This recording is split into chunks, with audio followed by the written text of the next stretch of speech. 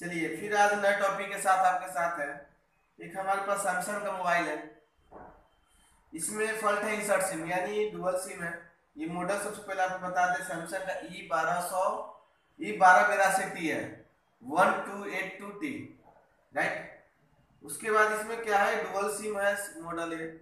इसमें कोई भी सिम लगाने पर काम नहीं कर रहा, ठीक है, यानी इंसर्ट सिम की समस्या है। तो इस फॉल्ट को कैसे हम सॉल्व करेंगे वो आज की वीडियो में बताएंगे आपको। तो सबसे पहले यहाँ पे हम लोग देख रहे हैं सेट ऑन है, इसमें सिम एक लगा भी हुआ है, बट यहाँ पे इंसर्ट सिम आ रहा है। इंसर्ट सिम का मैसेज का मतलब होता है ये सिम खाली है, सिम नहीं लगा है। तो ये जो फॉल्ट आता है सिम ट्रे खराब हो जाने के कारण, पिन टूट जाने के कारण यानी किसी पिन पे सप्लाई नहीं आने के कारण ये फॉल्ट आती है। तो सबसे पहले इस फॉल्ट को हम सबसे पहले देखेंगे। यहाँ पे एक सिम लगा हुआ है, सिम को बाहर करेंगे और इस मोबाइल को प्रॉपर पहले खोल के देखेंगे कि फिजिकल।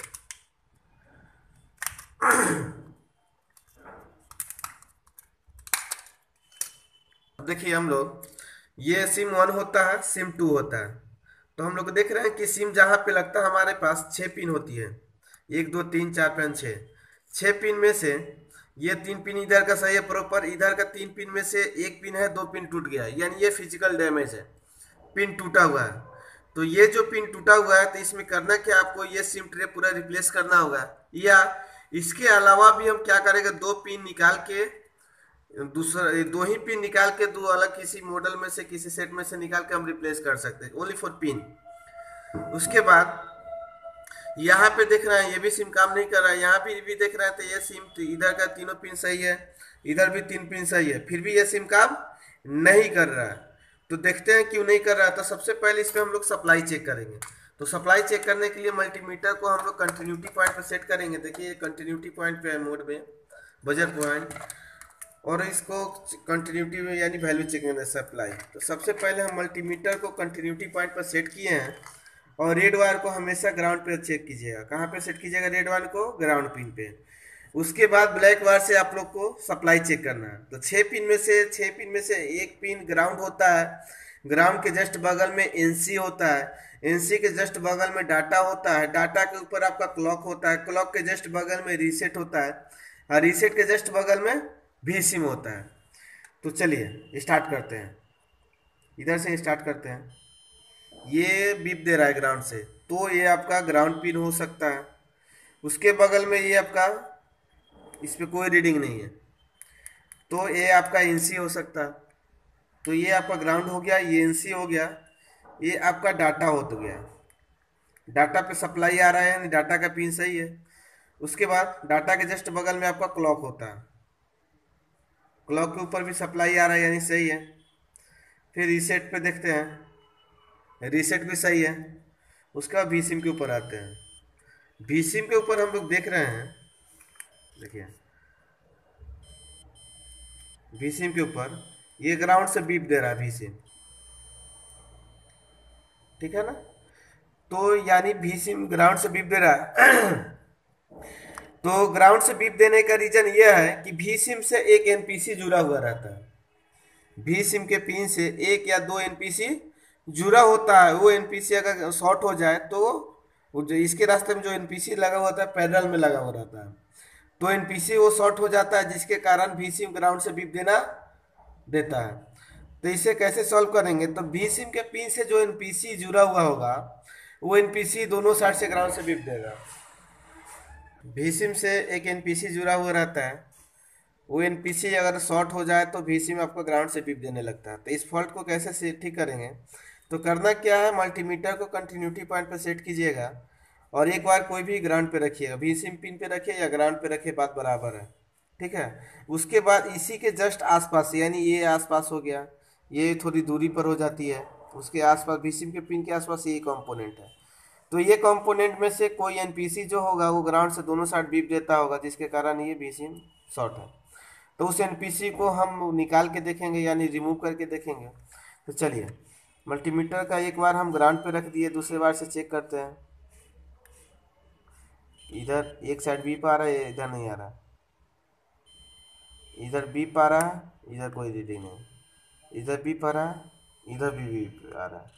यानी इधर बीप इधर बीप, दोनों साइड बीप आ रहा है, तो हो सके ये एनपीसी मेरा खराब होगा, शॉर्ट होगा। तो इस एनपीसी को हम लोग आयरन के द्वारा या ट्यूजर के माध्यम से निकाल के देखेंगे। तो सबसे पहले चलिए हम इसको आयरन से आपको निकाल के दिखाते हैं। एक सिरा आपको आयरन से उठा देंगे, इस तरीके से निकाल देना है आयरन के माध्यम से। एक सिरा आपको हटाना है यहाँ से,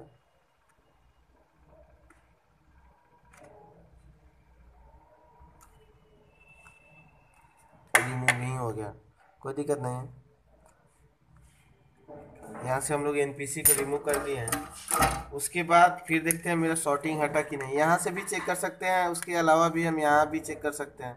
तो चलिए यहीं पे देखते हैं। एक साइड भी पा रहा है, दूसरे साइड वैल्यू आने लगा। यहाँ देखते हैं, यहाँ भी वैल्यू आने लगा, यानी एनपीसी जो लगा हुआ था एनपीसी शॉर्ट था, जिसके कारण एनपीसी में आपका ग्राउंड से बीप दे रहा था। तो करना क्या है, ये इस एनपीसी को हटाना है। किस एनपीसी को हटाना है? जो ग्राउंड से दोनों साइड बीप देता हो।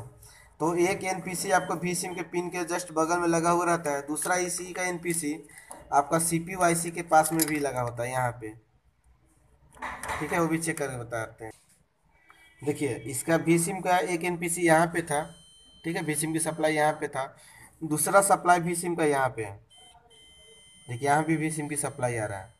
तो सबसे पहले सिम के जस्ट बगल वाले एनपीसी को रिमूव करेंगे, इससे शॉर्टिंग हट गया तो ठीक है, इससे नहीं हटा तो फिर यहाँ पे आएंगे। तो ये भी चेक करने पर ग्राउंड से दोनों साइड बीप देता है। जैसे यहाँ पे एक साइड बीप दे रहा है, एक साइड बीप नहीं दे रहा है, क्योंकि शॉर्टिंग अभी नहीं है, सही हो गया।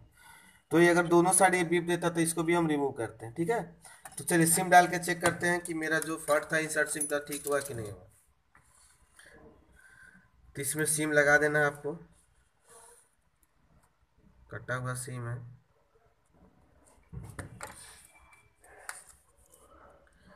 सिम प्रॉपर लग चुका है हमारा। अब इसको ऑन करके देखेंगे, सेट ऑन हो चुका है।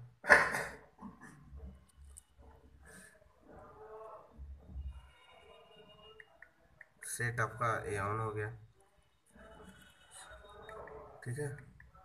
देख रहे हैं यहाँ 2 नंबर सिम में आपका एयरटेल लिख रहा है, फुल नेटवर्क भी आ गया है, यानी सिम आपका काम करने लगा प्रॉपर।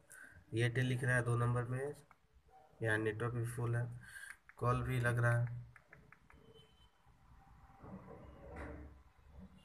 कॉल भी चेक कर रहे हैं हम लोग। देखिए कॉल भी प्रॉपर लग चुका है, ठीक है, ठीक है।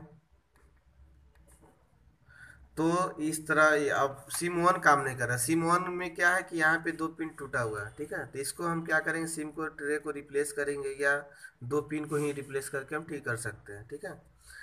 तो इस तरह इंसर्ट सिम की फॉल्ट आए तो इस तरह से आप सॉल्व कर सकते हैं, ठीक है। चलिए स्टार्ट। चलिए ये वीडियो, हाँ दोस्त, अगर ये वीडियो आपको अच्छा लगा तो सबसे पहले मेरे चैनल को सब्सक्राइब कीजिए, लाइक कीजिए, कमेंट कीजिए।